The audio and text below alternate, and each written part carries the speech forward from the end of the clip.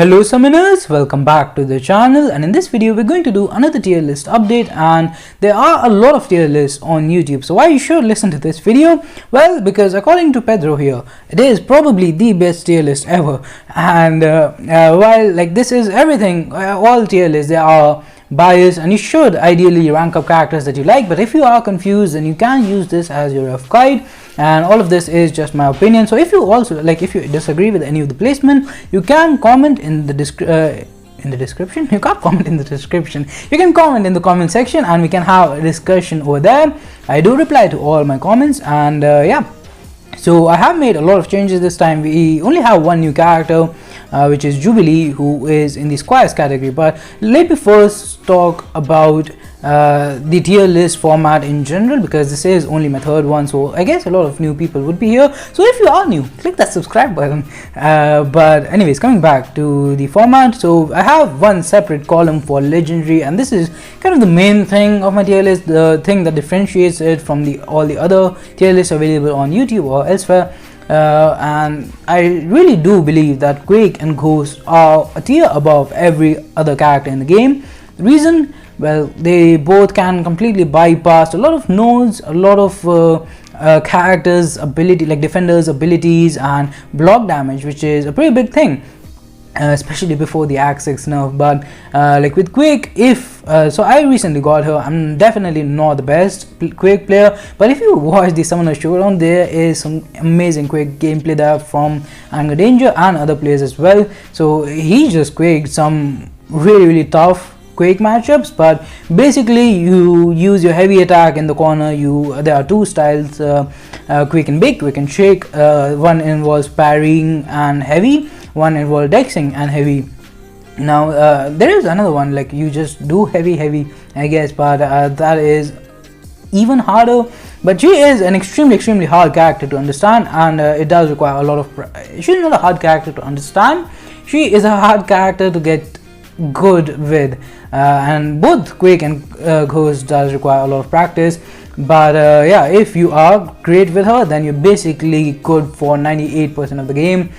She's great for almost all the quests. She's amazing for Alliance War, and she is just incredibly powerful. Now Ghost, she is easier to play in my opinion. She also does require some practice, and she benefits from some synergies. She benefits from having suicide masteries, but she doesn't need them. Even without both of those things, she is good enough to be in this category in my opinion. And she has this phasing mechanic, can bypass block damage again, doesn't really need to do anything in order to get an opening. And on top of that, like she can basically shrug off every single debuff and convert that into fury. Great with suicide mastery, shrug off recoil. Very few characters are capable of doing that. She can tank SP3s if you have the hood synergy, and even without any synergies, like she has ridiculous damage and utility, making her the second best character in the game in my opinion. Now moving on to the other categories, so basically do know that there are some really powerful characters even in the third best, so like knights, because I have just one category for two characters, so that like otherwise you might see a character like Apocalypse, of course great character, but some people like they see him in the third tier and they get upset, but it is basically the second tier only. So anyways, the changes that I have made, again Jubilee, we'll talk about her a little bit later, but first of all I changed the color. I made it a little bit lighter for all the classes, so hopefully it would be more visible this time. I will leave a link of the spreadsheet in the description and maybe even the pinned comment. So yeah, and the other thing is the synergies. So before this I have two tier lists, none of them like I tried not to talk about synergies because there are a lot of them in this game and it's just very hard to know them all. So because now I am including synergies, I'm sure that I'm missing a lot of them, and do let me know, because there are some characters like Thing, for example. I always placed him in this tier because I do think that he's better than all four of these characters even without his synergies. But with his synergies he is pretty ridiculous. Like he hits really hard, my channel, like I owe a lot to Thing. If you go to my most viewed videos, a lot of them are about Thing and boss rushes. So my most famous video is like Thing versus the Omega boss rush, and that video is basically a proof of why Thing should be in this category. He took down like 31 or 33 bosses in the Omega boss rush, different nodes, heal block and everything, and he did it extremely effectively. I know people who did it with 4-star Thing, Omega boss rush. That is extremely hard content. It is he is a character who can cheese a lot of stuff, if you can call that cheesing, because it is his ability, but he's great for variant 2. I have even taken poison parts with him in variant 2. He's that powerful. He just hits ridiculously hard, and the indestructible, having one indestructible and then gaining all the damage, and then also having the Heimdall synergy to save you at the end. It is really powerful, and on top of that, he just has a lot of immunities as well, and immunity to nullify is a pretty unique ability. So that is the reason. So every character, did I mention it already? So a character who I think plays in a category because of the synergy is italic. So I'm not sure why I did this.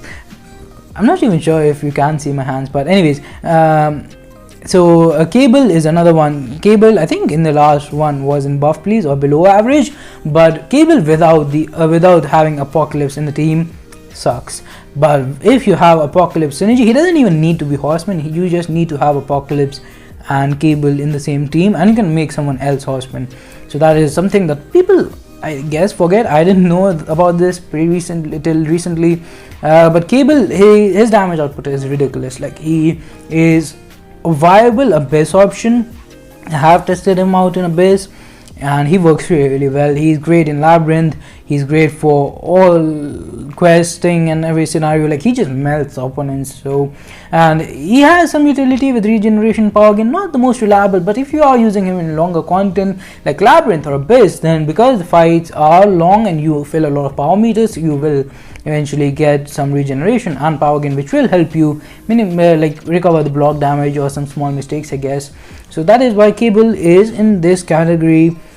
I do think as a Horseman or with Apocalypse, he does deserve to be here, but do let me know if you think otherwise. And then the other change, let me scroll down so you can see the entire thing, and do let me know if I miss any character. I have left out some intentionally, like Weapon X and Labyrinth Ultron, because they are just extremely rare. But anyways, so the other synergy change that I have made, so there are none in Knights. There is one, Wolverine. So Wolverine, again, without being a Horseman of Apocalypse, I do think that Wolverine is a character who I would place here with the other two Wolverines, X-23 and Old Man Logan. And I would say X-23 is a little bit better because she also has pretty good regeneration, plus she has better damage. But as a Horseman, he has some ridiculous damage. Like, his bleeds, they are really powerful, and he always had the better regeneration. So that is why he is an extremely powerful character, and I think he deserves to be with these other powerful characters. And then moving on to Squires, we have Storm. So this was, I was really surprised when I first played with Storm as a Horseman. She is insane. Like, get one shock and just use heavy attacks and you are doing a ridiculous amount of damage. Like, we took down Labyrinth Starlord, that is a 3.3 million health points in 127 hits. That is how ridiculous Storm is. And there are some scenarios where you can't always get, like, she doesn't have the longer. That is one thing. I have done damage comparison between Cable and Storm, and like Storm can out damage Cable. Storm can out damage, I guess, almost all of these characters once you get like 90 shocks. Like, she is doing what, I don't exactly remember, but I think she's doing like 40,000 shock damage every single second. So it's pretty ridiculous. But Cable, his heavy reach is pretty long enough that you can easily counter most heavy attacks with your own heavy. While Storm, she does kind of need to be able to parry in order to get the heavy off. So that is one thing. But we also have White Magneto synergy, and White Magneto also goes really well with the Horseman thing anyways. So it is a very practical team to run if you want to use Storm in stuff like Labyrinth. But I have tested her out in Abyss as well, and she was able to take 50% of like thing is shock immune, so I didn't use her there. But the second fight, which is Omega Red, in the easy path, and she was able to do 50%, and then I just lost the shock because I pushed him to SP2 and all of that stuff. But she is incredibly powerful, and I am sure that there will be scenarios where people will use her over characters in this category because her damage output is that good. And then let's see, I think I bumped up Doc Ock one tier, and I think just because his power control has always been really he has always been a very high utility character, and he is also great for the Tech Cavalier class from what I hear. I recently got him as a 5-star like 2 days ago literally, so I am excited to rank him up and test him out there. But in the other category we have Mephisto. He was always here, but he benefits a lot from the champion synergy. He has a lot of synergies with these amazing characters like Omega Red and Symbiote Supreme, Ghost Rider. Like they're all really good characters, and they have great synergies with Mephisto. But the biggest one for him is definitely the champion synergy, and after that he actually is one of the most underrated characters in the game in my opinion.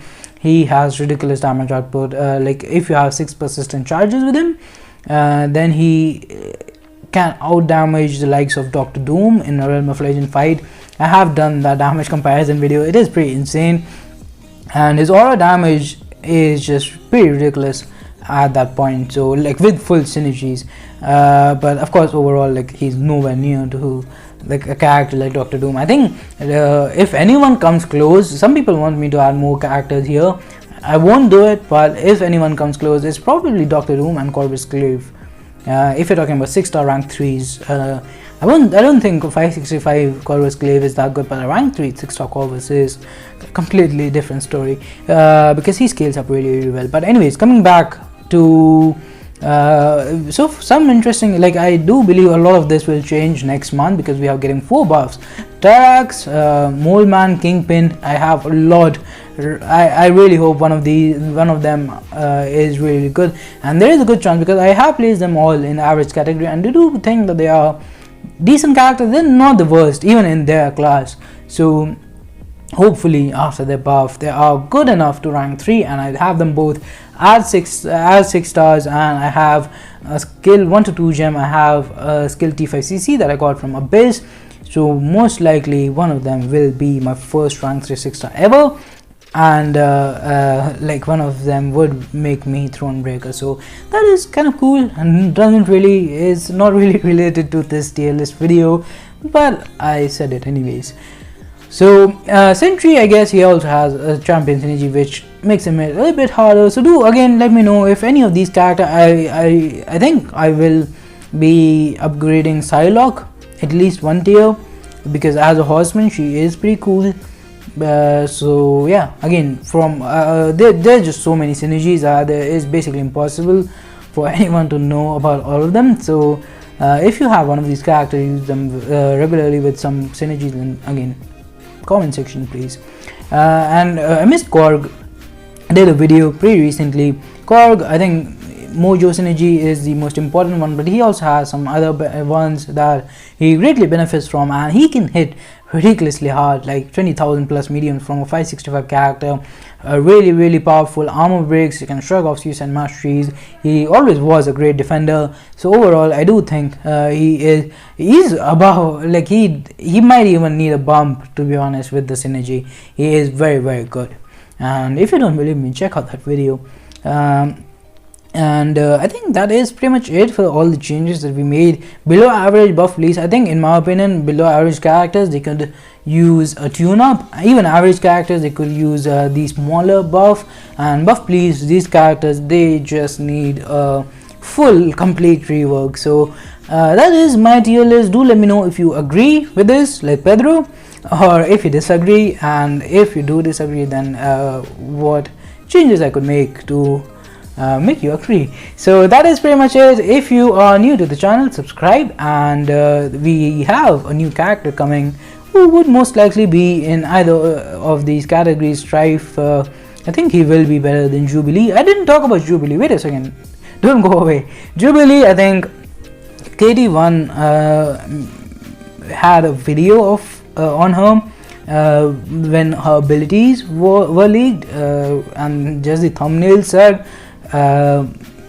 Jack of all, master of none, and that is basically how you describe her. She is really good for a new player, but if you already have a developed roster, she doesn't really do that much, to be honest. So I would not recommend using resources on her, although she has amazing animations, one of the best in the game. So if you just want to have some fun, then by all means rank her up. But that is going to do it for this one. Subscribe to the channel. We are pushing for 3,000 subscribers, and like this video. Aim is 50 likes. Yesterday we got 50 likes in like 4 hours, so that was pretty crazy, but hopefully we get that this time as well, and I'll see you in the next video. Bye bye.